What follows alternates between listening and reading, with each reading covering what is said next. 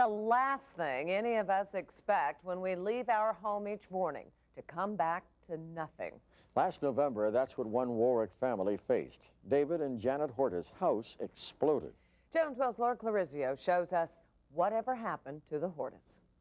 They had told me that a house had exploded on my street. That's what she tells me is, come home. And I said, well, what's wrong? She goes, just come home. It didn't hit me until the guy from the Red Cross handed me a voucher and said, this is for toiletries. And I looked at him and I said, I don't even own a toothbrush. November 18th, 1996 started out as a typical day for David and Jana Horta, but by day's end they lost everything. Their 130-year-old Warwick home blew up. According to the fire marshal's report, D'Amber construction workers hit a pipe. Natural gas became the nastiest thief one could imagine, robbing them of 11 years of possessions and their dog, Lady. The dog's been a big part of our lives. And the first thing she came out of her mouth was, Lady's gone. Not that the house was gone. Lady's gone. Where the white stone is up against the fence is where Lady is. Lady is now buried in what used to be their backyard. The veterinarian says she died from the gas. There was no flames. The house blew up, and when it came back down, it knocked itself out, so there was no fire. But as firefighters arrived to Samuel Gorton Street, they didn't know what to expect. Apparently, the firemen were finding body parts. We decorated for Halloween. So amongst all this rubble, they're seeing arms and hands and legs and heads. Each year, David decorates the house to raise money for children, a tradition that ended after the house blew up. For now, they are living in this mobile home. David's once prized backyard with a pool and fish pond is now ruined. And there's the brook. You used to see in my yard filled with people. It was a gathering place. Could see the people the day after, in the rain, 2 days after, 3 days after. People coming and helping me pick through rubble, pick through all of this. The help that we received, it's unbelievable. It's unbelievable. The Hortas say it's even more unbelievable that they or their son were not in the house when it exploded. Roger wrote a passage and created this book for his parents. Before long, these will be just faded memories in our vastly changed lives. A lot has changed since the explosion, but the Hortas say it has also provided a renewed faith in humanity. I mean, all the people that helped you, what do you want to say to them? I can't say thank you enough to people for being there for me. And I hope if anybody ever needs me, that I can be there for them.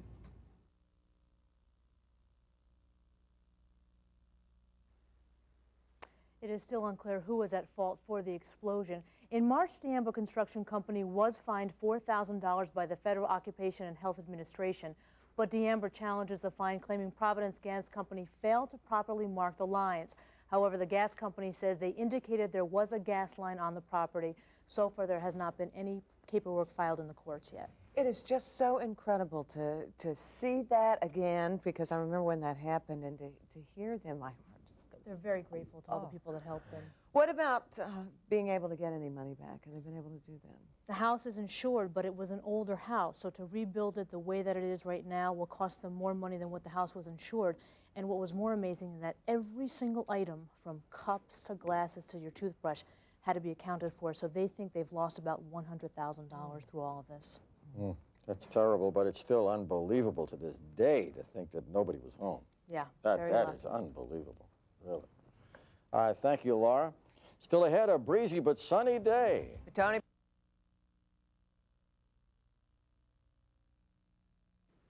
He captured national attention when he ran away from home to avoid chemotherapy. Then Billy Best's parents made a public plea for him to return. He did, but vowed to use alternative measures to treat his cancer. So how is he doing? Channel 12's Laura Clarizio tells us whatever happened to Billy Best. I just packed my bags, got some money, got my skateboard, wrote a note to my mom and dad saying, you know, I love you, I'm sorry. At 16 years old, Billy Best was sorry to say goodbye to his parents, but felt running away from his Massachusetts home was the only thing he could do to escape painful chemotherapy treatments. In October of 1994, he boarded a bus and ended up in Houston, uncertain of who he might meet, uncertain of how long he might live. Well, I knew I was going to die. I thought, you know, eventually I'm just going to die. But I felt good, and so I didn't dwell on that. Months earlier, Billy found a lump in his neck. He was diagnosed with stage 2 Hodgkin's disease, a life-threatening but highly curable cancer. The same day he got that news, his aunt died of breast cancer. They gave her large doses of chemotherapy because the cancer had spread from her breast all like through her spine. Seeing his aunt go through chemotherapy left a lasting impression on Billy. So when doctors at Dana-Farber Cancer Institute told him surgery, followed by chemotherapy and radiation, was his best hope for survival, Billy was crushed. From the beginning, I wasn't too keen on the idea of chemotherapy, but after the third one, I'd been like, okay, I'm not gonna finish this treatment. Billy made it through 5 treatments before he left this note for his parents. By the time you read this note, I hope to be gone. Please forgive me. I love you both very much. His mother read it on the national news magazine show A Current Affair, hoping it would help bring him home. Meanwhile in Houston, he met friends who gave him food and a place to sleep. He hid out in the city for 10 days. It was pretty scary. I didn't know what my parents would do, to try to find me. If you are watching, please just What Bill call. and Susan Best did was continue to plead to him on television. Billy heard their words. I want to give you a hug. A welcome home. 2 weeks later, he returned home with a promise from his parents that he could seek alternative treatments rather than go through chemotherapy. That decision was not what his doctors recommended. CAT scans taken in October of 1994 by Dana-Farber showed his cancer was in remission, but another test called the gallium showed activity in his armpit area. Doctors recommended more chemotherapy. However, Billy's parents remained steadfast in their decision to allow him to choose his medical treatment. Billy drank this natural tea called Essiac, which is supposed to cleanse your system. He also took an all-natural injection known as 714X, which is sold in Canada. 714X is supposed to strengthen your immune system. Neither are approved by the U.S. Food and Drug Administration. However, Billy believes these alternative treatments made him cancer-free. Doctors say they are not sure. They say his limited chemotherapy could have done it. I'm not telling people to not use chemotherapy because it does work, but what I am trying to say is that there are other things out there, and the more you know, the better off you are.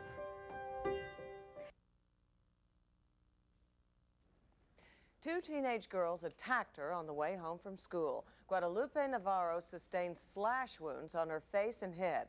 The first time she looked in the mirror, she wasn't sure who she would see. Channel 12's Laura Clarizio shows us whatever happened to Guadalupe. A warning, some of the pictures you will see are graphic. They just started going at me and everything.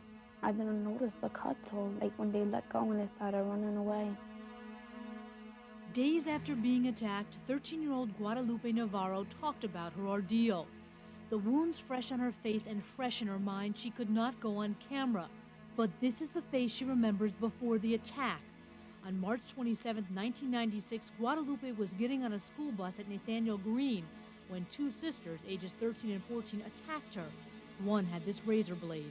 I was on my knees and I looked and there was all blood everywhere. My clothes were soaked, my pants were soaked, my shoes had blood on everything. Guadalupe had hundreds of stitches up and down her face. She almost lost her nose. The cuts so deep they almost touched her skull.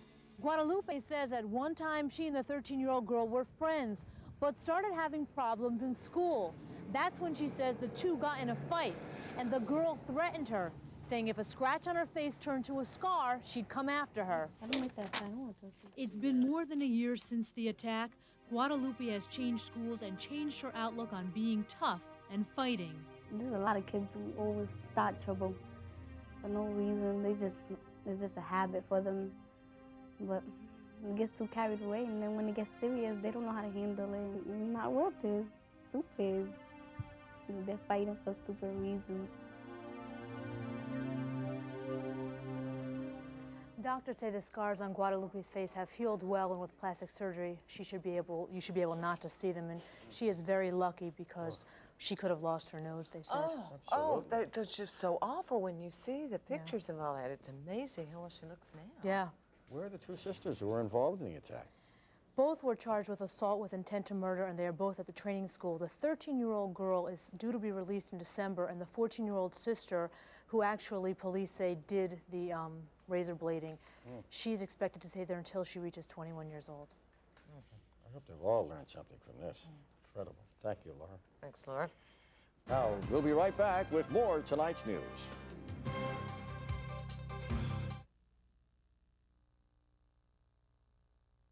Also, a verdict in the trial of two men accused of killing Wayne Baptista. Rashad Daly and Lorenzo Evans were on trial for the 1995 shooting in Providence. 12 News reporter Laura Clarizio is live at Providence Superior Court with more. Laura?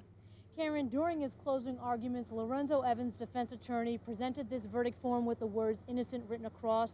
The jury agreed both men were found not guilty on all charges. It was a very emotional scene in the courtroom, both families expressing tears, some of happiness, some of sadness. The Baptistas obviously disappointed they were not able to speak with the media. Lorenzo Evans testified telling jurors he is innocent. His defense attorney argued he was being framed because he testified for the state in the murder trial for John Carpenter. Rashad Daly faced murder charges and attempted murder charges in another shooting. The state argued he and Evans killed Baptista because of an ongoing dispute between two groups of men from opposite sides of town. Today, Daly expressed his relief. What did you think about the verdict? I loved it. It couldn't be no better. I was mesmerized by that jury verdict. I was mesmerized by the not guilties that we heard for Lorenzo Evans first. My mind was racing. It's hard for me to tell you exactly what I was thinking, but I was certainly relieved. What's Lorenzo's message? His message is that it has to end. That it has to end, and it should end now. That people should have the right to be able to walk the streets of Providence or any place else in this state without having to fear someone else over some sort of prejudice. We feel strongly that the state did the best it could in this kind of a case. And again, the jury had a very difficult decision in front of them. Now, as you may remember, the state's key witness, Jason Souza, he originally pointed the finger at Evans and Daly. He tried to plead the fifth, but was told he would be held in contempt. And he later recanted some of his testimony, some of his story that may not have incriminated Evans and Daly as much. Reporting live in Providence, Laura Clarizio, 12 News. A New Jersey teenager joins us now live with a preview. Laura? Pat, during closing arguments, Lorenzo Evans' defense attorney presented this verdict form. It says innocent on it. The jurors agreed. After 14 days of a trial and 5 hours of deliberating, both men were found not guilty on all charges. It was a very emotional scene as the verdict was being read. Obviously, the Baptistas are disappointed. They were not ready to speak yet with the media. The defendants, however, expressed relief and happiness. Lorenzo Evans, he testified during the trial saying that he was innocent. His defense attorney argued he was being framed because he testified for the state in the murder trial for John Carpenter. Rashad Daly faced the murder charges for Wayne Baptista and also attempted murder charges in another shooting.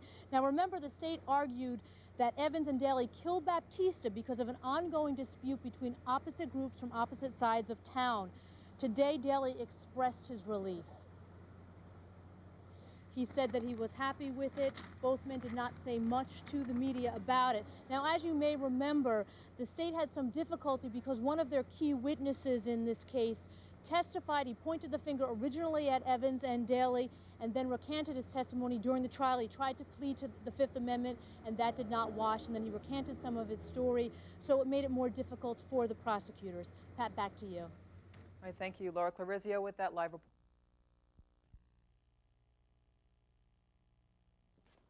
12 News has learned about a new development in the Jeffrey Scott Hornoff case. Now, he's the Warwick police officer convicted of killing Victoria Cushman. Laura Clarizio tells us a new investigative team is looking into his case. And I hope to see some form of justice done, and I think now it has been done. As Robinson Cushman left Providence Superior Court, he felt somewhat vindicated that a jury came back with a guilty verdict. After a 3-week trial, 7 men and 5 women agreed Warwick police officer Jeffrey Scott Hornoff is responsible for bludgeoning to death 29-year-old Victoria Cushman. Prosecutors argued he killed her to cover up their 1989 affair. Initially, Hornoff was questioned by his own department, then cleared. 3 years later, state police investigated, which led to his arrest. Now 12 News has learned the National Police Defense Foundation is conducting its own investigation. On the internet, the group has put out a letter written by Hornoff's wife asking for donations. The group was founded in 1995 and is made up of attorneys and special investigators. One of the functions is to assist police officers they feel have been wrongly accused. The group says based on newly discovered evidence, Hornoff may be innocent. The fact that they're taking on Scott's case is extremely significant because they obviously believe that he did not commit this crime. What the foundation can do is provide the expertise and scientific aspects of an investigation that could prove him innocent. You stand by the conviction? Oh, absolutely. The jury heard all this evidence over a lengthy trial and had the opportunity to hear the witnesses. They were cross-examined by defense counsel, and they unanimously concluded that he committed this murder. The foundation says because they are still in the process of investigating this case, they cannot reveal any details of the newly discovered evidence. And as you heard, the AG's office is standing by this conviction. Okay, thank you, Laura. Senator John Chafee says he is considered by many the greatest boxer of all time. Today, Muhammad Ali made a guest appearance at Hasbro Children's Hospital in Providence. As Laura Clarizio reports, he's still very much the crowd pleaser. As legendary boxer Muhammad Ali enters Hasbro Children's Hospital, excitement fills the air. Perhaps no one more excited than 12-year-old Jared Brogna, a cystic fibrosis patient awaiting a lung transplant. Today he meets Muhammad Ali and presents his son with a gift. So you're a little nervous? Yeah. Well, your birthday's coming up soon, huh? Yeah, so this is sort of like a birthday gift. Okay, well, we're going to talk to you afterwards to see how everything went, okay? Okay. Good luck. Thank you. I think it says something on the back here about Joe Frazier. Ali joked around and spoke briefly to the crowd, and then Jared's turn to get an autograph and a hug.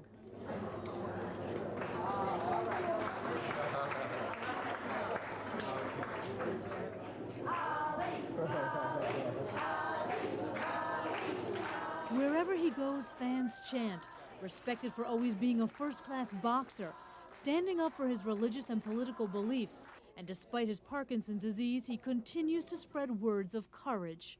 What's the message that he wants to spread to children today?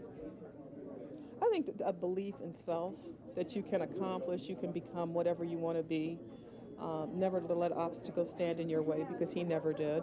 How was it? I saw you gave Muhammad Ali a big hug. Well, I was very nervous. I didn't know what to do or what to say. And I guess it went pretty good. Yeah. Quite an exciting day for the children, and especially Jared. If you're wondering why he was here, Muhammad met with Hasbro Toy Company. They are designing 2 new Ali collectible figures, and afterwards he wanted to visit the children. I spoke with a receptionist, and she said this morning the phone lines were ringing up at 7:30 as soon as the phone started in, as soon as the hospital opened up, and they were ready to go. What a sweet, sweet man. And you know what? He's still the greatest. All right, thanks, Laura. There is, of course, still much more to come on 12 News just ahead. Severe flooding in...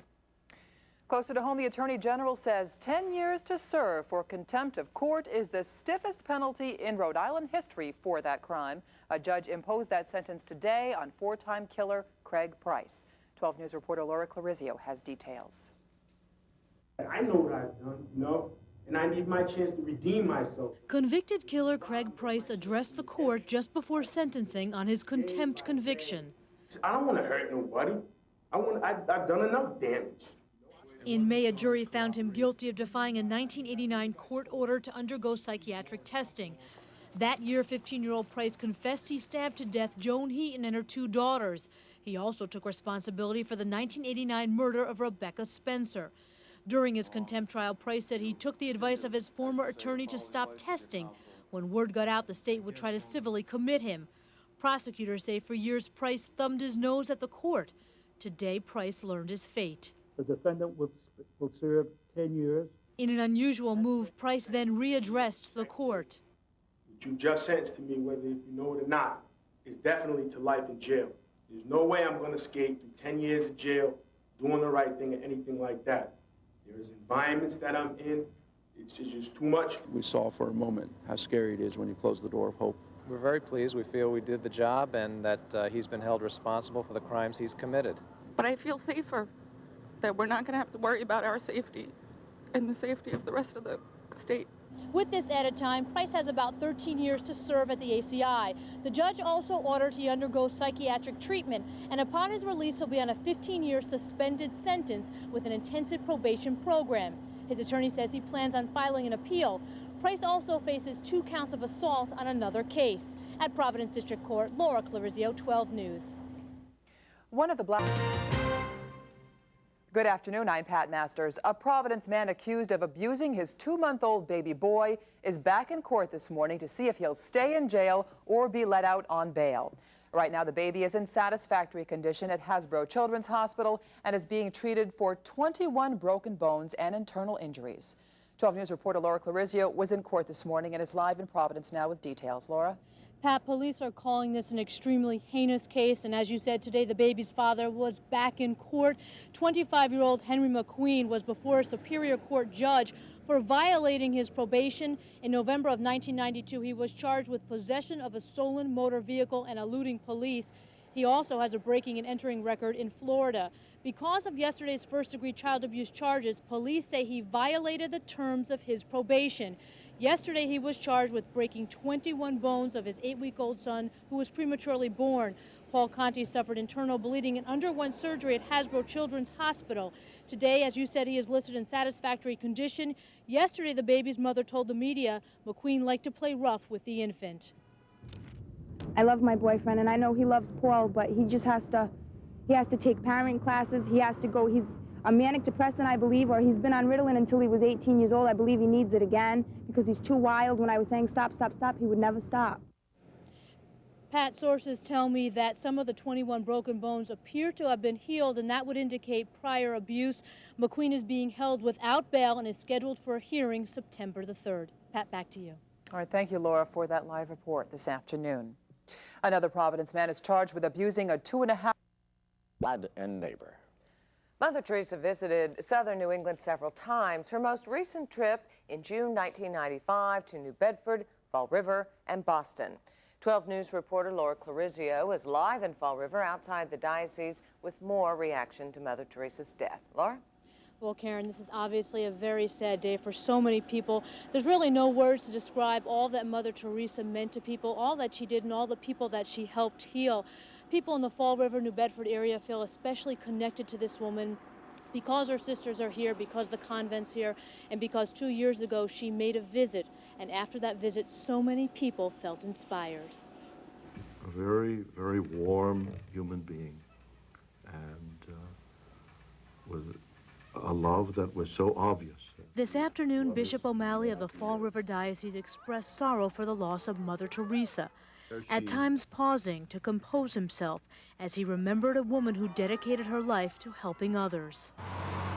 Sisters at the Missionary of Charity were inside the convent, deeply saddened as they waited for official word from Calcutta that their superior passed away. When I spoke to the sister about a half hour ago, she did mention that Mother had always said she wanted to work for God to the very last minute and then slip quietly away.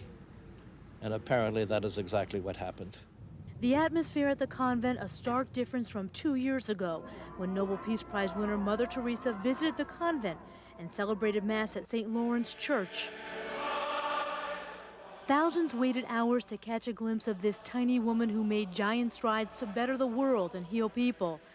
15-month-old Cameron suffers from cerebral palsy.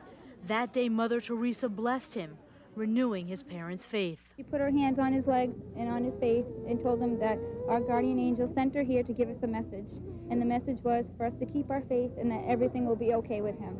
Today, a letter and pictures hang in the church, reminders of Mother Teresa and all that she accomplished. This woman is going to be remembered for generations, and the work that she has begun will be carried on.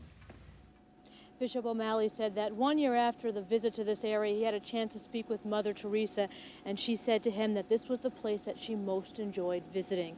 Now, there will be a special ceremony for her on Sunday. Bishop O'Malley will have a special service in her honor. The service starts at 10 a.m., and that will be at St. Lawrence Church in New Bedford, which is on County Street. So again, that is at 10 a.m. at the St. Lawrence Church on County Street in New Bedford, and they are expecting a very big turnout. They expected a big turnout when Mother Teresa arrived here 2 years ago, but I don't think anyone expected as many people that would have showed up.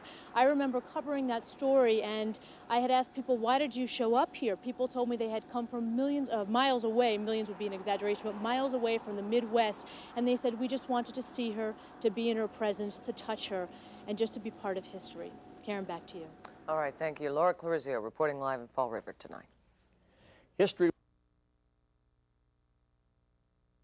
He's the #1 college basketball recruit in the country, and it looks as if he could play at the University of Rhode Island. After all, the controversy continues over whether Lamar Odom will attend classes at the school.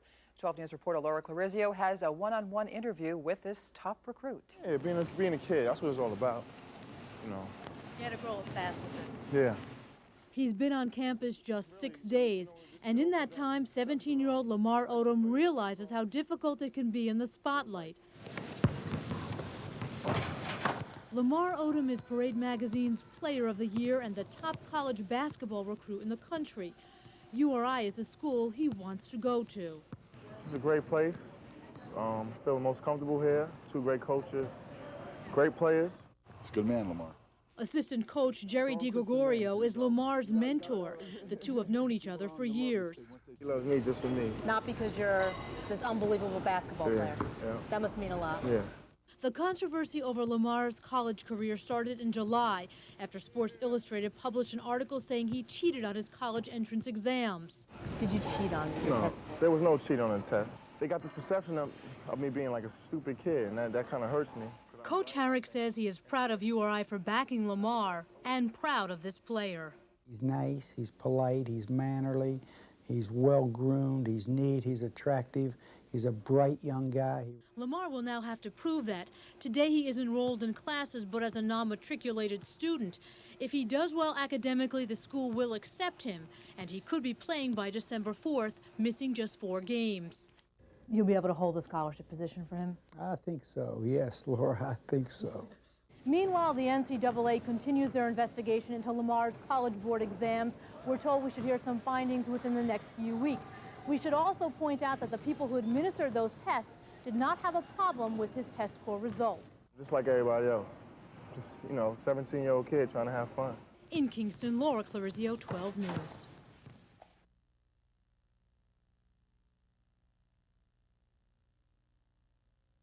It was a horrifying story. A Jamestown woman set on fire last year. To this day, 29-year-old Mary Ring says 2 men attacked her. However, after a thorough investigation, authorities concluded the crime did not occur as reported. Authorities say Mary Ring was the only person at the crime scene, and the case is closed. Now, for the first time, Mary Ring speaks out and stands behind her memory of the events. 12 News reporter Laura Clarizio tells us whatever happened to Mary Ring. I don't have any enemies, nobody. Just a great life at that point. July 5th, 1996 is a date Mary Ring says will haunt her for the rest of her life. That evening, she was working at the South Kingstown Dunkin' Donuts. Mary claims just before 11 p.m., while throwing out trash, 2 masked men grabbed her from behind, poured alcohol down her throat, then cut her with a razor. And when they wrapped the tape around my mouth, they started to burn me with cigarettes on my chest. What she claims happened next is even more horrifying. And they cut my hair, they threw it on my body. They poured the mixture on my legs. At this time, I didn't know what it was. It was in a laundry bottle, so I had no idea what it was. And they lit the match. I don't know who did, and all I saw was a bolt of light. And I was on fire, and I couldn't put it out. And I tried to put it out by rolling on the ground, And when I rolled on the ground, it wouldn't go out. So I kept trying to roll, and then it ended up on the pavement. And I looked up and there was a car. And all I could think of is that I'm going to blow up this car and it's not going out. So I had to get up, so I ran. And as soon as I got up, it just went phew. The owner of a nearby restaurant heard her screams. He tried to put me out with a fire extinguisher, and he couldn't. And my skin was just dripping off my body like candle wax, and it was still on fire. So I went to he used the hose in the back, and he put it out, and he called 911, and they came. I don't know, maybe 5 minutes. But before that, he had to cut the tape off my face and ask me what happened. Mary spent a month in a germ-free bubble and has been through 14 surgeries. Her legs are permanently damaged. Although she can walk, she continues to live in pain, physically and mentally. I don't feel like I'm the mother I used to be because I can't